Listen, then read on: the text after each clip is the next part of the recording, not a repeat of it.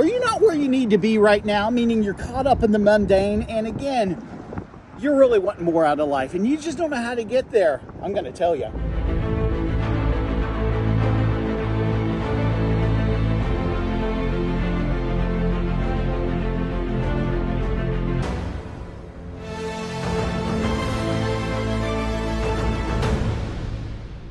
Today we're going to be in Exodus chapter 3. Listen to this. Now Moses was tending the flock of Jethro, his father-in-law, the priest of Midian, and he led the flock to the far side of the wilderness to Horeb, the mountain of God. Moses was seeing some injustices. He's the prince of Egypt. He's in Egypt. He hasn't left yet. And he sees something that's really upsetting him. He sees an Egyptian beating a Hebrew. And so Moses takes matters into his own hands and he kills the Egyptian, and Pharaoh wants to kill him. So Moses runs, he meets a woman, he marries that woman, and it's so funny, God's sense of humor, because that woman's dad was a priest. He was a preacher. And for 40 long years, our text today tells us that Moses is tending the flock of Jethro. He doesn't even have his own sheep. Can you imagine? For 40 years, can you imagine being at a job for 40 years and it's a dead-end job? There's nothing about the job that you really like. You know, he was left alone, though. I don't know. Some people, they just want to be left alone. Okay? And so Moses is just, he's just like out there. And I wonder what was going through his mind. I wonder if he got mad at the sheep. I wonder if he looked at his life and says, this is not what I signed up for. I mean, how many things go through our minds on a daily basis, especially when we have these seasons where it's the same old, same old, same old, same old. And there's a day, and you guys know the story, where he sees a burning bush. We're not going to really go into that. We're going to go into this. Life sometimes is very frustrating.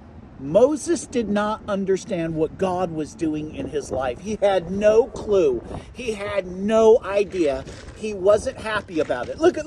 When we look at the story, when we look at the dynamics, I'm not happy about what I've become, what I'm doing. I wanted more out of life. I wonder if he ever kind of reminisced before he had murdered that Egyptian to think, you know, I was the prince of Egypt. I could have this and experience this and eat this and do this. But God has a way of changing things up. What do you want out of this life? Are you getting it? Are you experiencing it? Is it there? Or are you like Moses on the backside of Mount Horeb? What's so funny is Mount Horeb is the mountain of God. That's the place where God's presence was manifested, okay? So it's like you're so close, but it's like you're a million miles away from that career, that relationship, this thing that you feel will make you whole, satisfied, complete. Man, I know what you're saying. I don't know how to get there. Nor did Moses. You know what it was? It was a timing issue. God was doing an inner work in Moses, and when the time was right. Well, when is that, Matt? That's what I need to know. Well, that's between you and God. That doesn't have anything to do with me, you and God. I can't tell you that. But I can tell you this, in my own life, I have struggled in God's waiting room, waiting for God to act, waiting for God to move, waiting to God to sometimes, you know, I know he hears my prayers, but why aren't you acting upon my prayer request? And there are no simple answers. I'm telling you, the Christian life is not ease, comfort, and pleasure. It is a journey. It is a wilderness journey, and it's the greatest thing ever. But if you ever think that you are going to figure out God, you are dead wrong. Okay? He is the only one in this life that has what's called being. You're called a human being, right? But you're not a human being, because the only being means this, that I've existed from everlasting to everlasting, that in and of myself I have life. You have an expiration date just like I do. But God has always existed, and that part of him he's given us so we can have life. It says that when you and I die, our spirit goes back to God. Moses is frustrated. Moses doesn't understand what's going on. Moses wants more out of this life. And people I run into all the time here in my town, because this is a university town, they're wanting something. They think maybe through college, maybe through drugs, maybe through alcohol, maybe through sex, maybe through money, maybe through power, maybe through this or that I'm going to get what I want.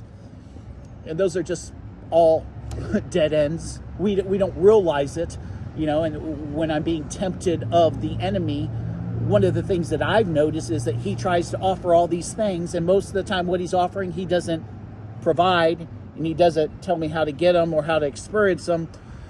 He just lies. He literally lies to people, and the things that he's saying are out of reach. God's not going to give you those things if they're going to hurt you.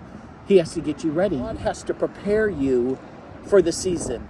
God has to prepare you for the blessing, that he's going to do remarkable things. So don't look at your lot in life, the season that you're in right now, this dead-end job. He is doing something in you and through you. You have to realize God's working. We can't see it. Look at the Bible says that we're not able to see the things that God is wrought in us. Okay, he's placed us in the kiln. He's turned up the heat, and we don't like it. I mean, we feel like a fish out of water. And yet there's going to be a moment that Moses is going to respond correctly to a burning bush, and he's going to stop what he's been doing. He's going to walk over to the burning bush, and God's going to talk to him. Now, Moses' whole life has changed, because God is no longer going to have him tending sheep as a shepherd, but he's going to remain a shepherd and tend God's people. Do you see the difference? God had been preparing him this whole time, no longer to tend sheep, but to tend the children of the living God as their shepherd. Wow, what an amazing story. And when you talk about anyone in any culture and you mention Moses, they recognize the name. They may not believe, but they recognize, well, I know who Moses is. I've seen the 10 Commandments, I'm saying, and all these other things. But God has a purpose and a plan for you, and he promises it's good. It's not to harm you. It's not evil, even if you don't understand what you're going through right now. Do not compare the seasons. All the seasons are there to get you ready for what God has for you.